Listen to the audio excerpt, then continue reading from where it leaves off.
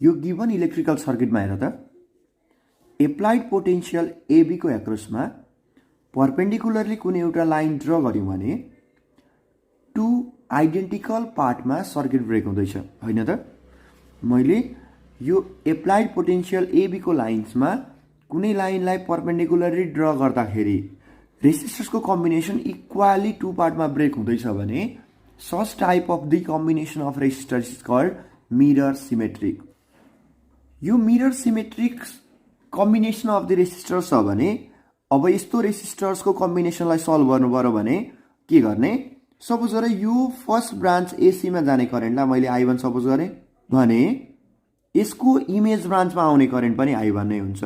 Direction सधैँभरि high potential to लो पोटेन्शियलमा हुने भएर मैले करेन्टलाई यसको फर्स्ट ब्रान्च I1 अपवर्डतिर देखाउँदैछु भने यसको इमेज ब्रान्चमा पनि करेन्ट त I1 नै हुन्छ, तर डिरेक्सनलाई हामीले डाउनवर्डतिर देखाउँछौँ। एक्चुअली करेन्ट हाई पोटेन्शियलदेखि लो पोटेन्शियलमा आउँछ र यसको मिररमा पनि करेन्ट त अपवर्डतिर जान सक्दैन, डेफिनेटली प्लस टु माइनस नै हुनुपर्छ, त्यही भएर करेन्ट देखाउँछ हामी डाउनवर्डमै। अब सिमिलरली यो ब्रान्चमा इन्टर गर्दै गरेको करेन्ट I2 छ भने यसको इमेज ब्रान्चमा पनि करेन्ट I2 नै जाँदो रहेछ। एन्ड यति कुरा हामीले थाहा पाइसकेपछि अब यो पोइन्टको कन्ट्याक्टमा हेर, यो ब्रान्चमा जाने करेन्ट I1, निस्किरहेको करेन्ट पनि I1, no change in current.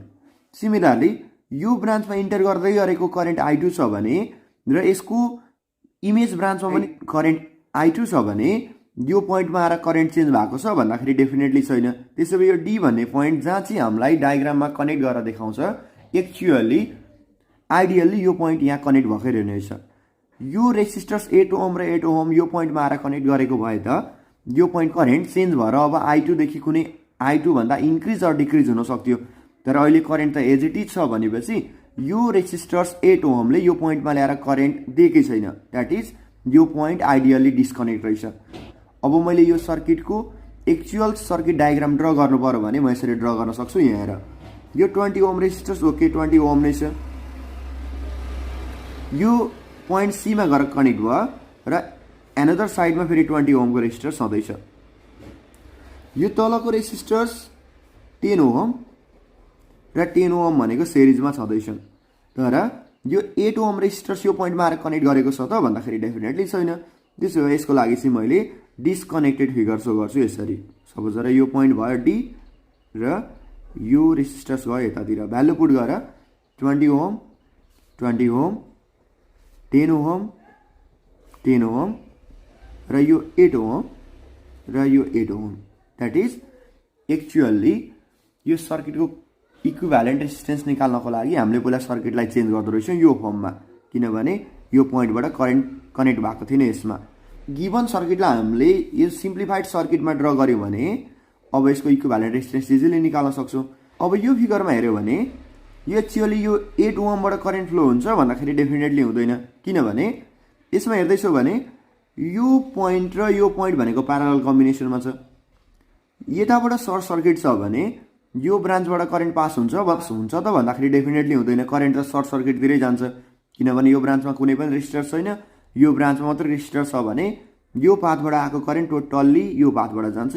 यो रेसिस्टर्स 8 ओम र 8 ओमको कामै रहेछ अहिलेको लागि। अब यो 20 ओम र 20 ओम भनेको सिरिजमा छ, यो 10 ओम र 10 ओम सिरिजमा छ भने अब यो ब्रान्चको टोटल रेजिस्टेन्स कति भयो भन्दाखेरि सिरिजमा हुँदाखेरि डाइरेक्टली हामी लेख्न सक्छौँ यसको भ्यालु हुन्छ 40 ओम 20 + 20 र यो ब्रान्च 10 र 10 सिरिजमा छ भने यो लोअर ब्रान्चको टोटल रेजिस्टेन्स भयो 20 ओम र यो एबी को एक्रसमा यो अप्पर ब्रान्च र लोअर ब्रान्च प्यारललमा हुने भएर टोटल रेजिस्टेन्स आर इक्विभ्यालेन्ट निकाल्नु पर्यो भने हामी लेख्न सक्छौँ 1/40 + 1/20 parallel कम्बिनेसनमा R equivalent equal to 1/R1 + 1/R2. Therefore, R equivalent निकाल्नु पर्यो भने भ्यालु हुने रहेछ 40 × 20/40 + 20. That is 800/60. 0 0 क्यान्सल हुन्छ।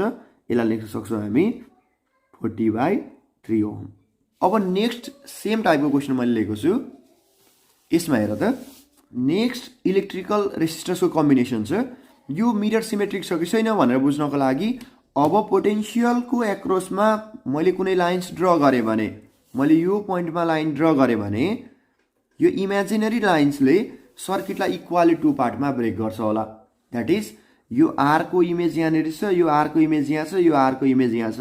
लाइनको रेजिस्टर्सलाई हामीले काउन्टै गर्दैनौँ।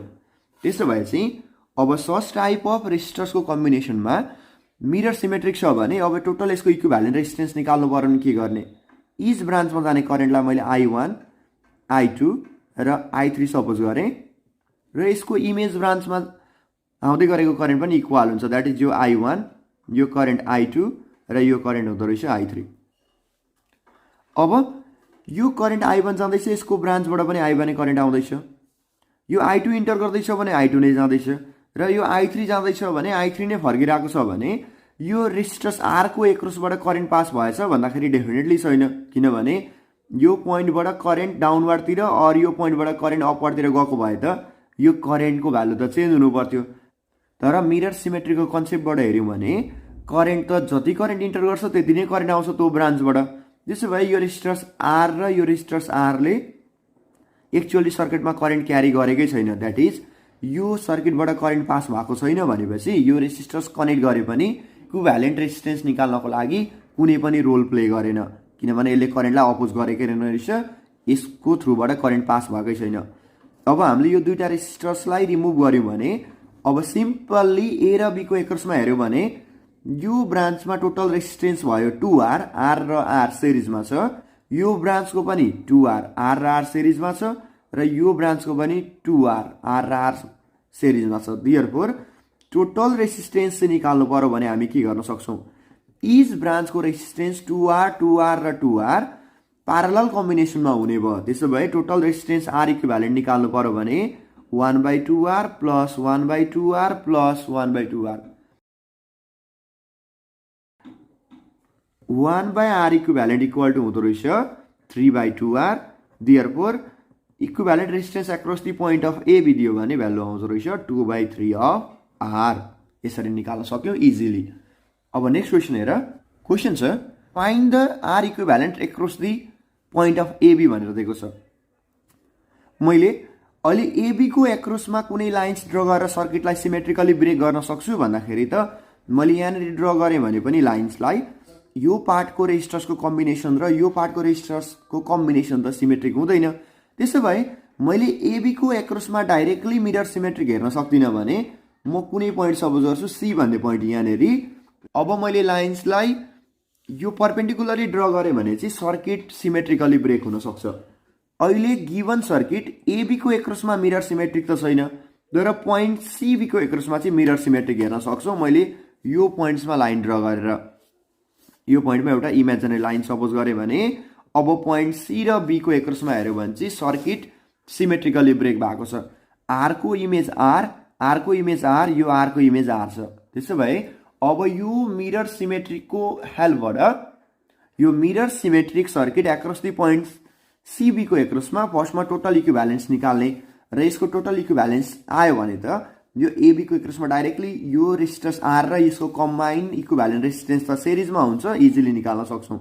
त्यसो भए फर्स्टमा चाहिँ मैले मिरर सिमेट्रिकको प्रिन्सिपल युज गरेँ across the point of CB। Suppose गरे यो A भनेको पोजिटिभ पोटेन्सियल र B भनेको नेगेटिभ पोटेन्सियल छ भने अब मैले यो ब्रान्चमा इन्टर गर्दै गरेको करेन्टलाई I1, यो ब्रान्चको करेन्टलाई I2 र यो ब्रान्चको करेन्टलाई I3 सपोज गरेँ भने यसको इमेज ब्रान्चमा हेऱ्यो भने यो करेन्ट पनि I3 नै हुन्छ, यो करेन्ट I2 नै हुन्छ र यो ब्रान्चको करेन्ट I1 नै हुन्छ। That is I1 current I1 नै आएको छ, I2 करेन्ट I2 नै पास भइरहेको छ भने यो रेजिस्टर्स R को एक्रसबाट करेन्ट पास भएको छ र यहाँ आएर कनेक्ट गरेको छ त दुईटा पोइन्टलाई भन्दाखेरि डेफिनेटली छैन। कनेक्ट गरेको भए त यहाँबाट जाने करेन्टको भ्यालु चेन्ज हुनु पर्थ्यो। सिमिलरली यो ब्रान्चबाट जाने करेन्ट पनि यहाँ आइदर एड अर सबट्र्याक्ट भएर यसको करेन्ट चेन्ज हुनु पर्थ्यो। तर सेम छ भनेपछि यो रेजिस्टर्सको लागि कामै रहनेछ। कनेक्ट गरेको छ तर यसबाट करेन्ट पास भएकै छैन। त्यसो भए चाहिँ अब मैले equivalent resistance across the BC निकाल्नु पर्यो भने यहाँनिर यो R र R सिरिज, यो R सिरिज र यो R र R सिरिजमा कनेक्ट भएर ओभरअल यो 3 वटा ब्रान्च प्यारलल कम्बिनेसनमा भयो, जतिखेर हामीले यो R भन्ने रेजिस्टर्सलाई रिमुभ गर्न सक्यौँ। द्याट इज अब यसको टोटल रेजिस्टेन्स निकाल्नु पर्यो भने प्रिभियस क्वेसनको जस्तै 1/R इक्विभ्यालेन्स हुन्छ। इच ब्रान्चको रेजिस्टर्स छ 2R plus 2R plus 1/2R। Parallel कम्बिनेसनमा हुँदाखेरि हामी यो फर्मुला युज गर्छौँ। देयरफोर आर इक्विभ्यालेन्सको भ्यालु आउँदो रहेछ 2/3R। हामीले टोटल BC को एक्रोसमा इक्विभ्यालेन्ट रेजिस्टेन्स निकाल्यौँ भने यो टोटल कम्बिनेसन अफ रेजिस्टर्सको भ्यालु आयो 2/3R। र हामीलाई क्वेसनमा सोध्छ पोटेन्सियल एक्रोस AB भन्यो भने अब त यो टोटल कम्बिनेसन अफ रेजिस्टर्सको भ्यालु आयो 2/3R र यो गिवन रेजिस्टरको रेजिस्टेन्स दिएको छ R। यो र यो टोटल कम्बिनेसन सिरिजमा हुने भएर total resistance across the point of AB निकाल्नु पर्यो भने यो R प्लस यसको टोटल इक्विभ्यालेन्स भनेको कति छ भन्दाखेरि टोटल भ्यालु छ 2/3R। यो दुईटा सिरिजमा छ, that is 3R plus 2R/3 हुने रहेछ र टोटल रेजिस्टेन्स आयो 5/3R। अब त्यसो भए अप्सनमा हेर, अप्सन सी मा 5/3R आएको छ भनेपछि यस्तो कम्प्लिकेटेड सर्किटको इक्विभ्यालेन्ट रेजिस्टेन्स पनि हामीले इजिली निकाल्न सक्दो रहेछौँ। अब नेक्स्ट क्लासमा हामी फोल्डिङ सिमेट्रिक कम्बिनेसन अफ रेजिस्टर्सको इक्विभ्यालेन्ट रेजिस्टेन्स कसरी निकाल्ने म नेक्स्ट भिडियो लिएर आउँदैछु। अहिलेको लागि बाई बाई।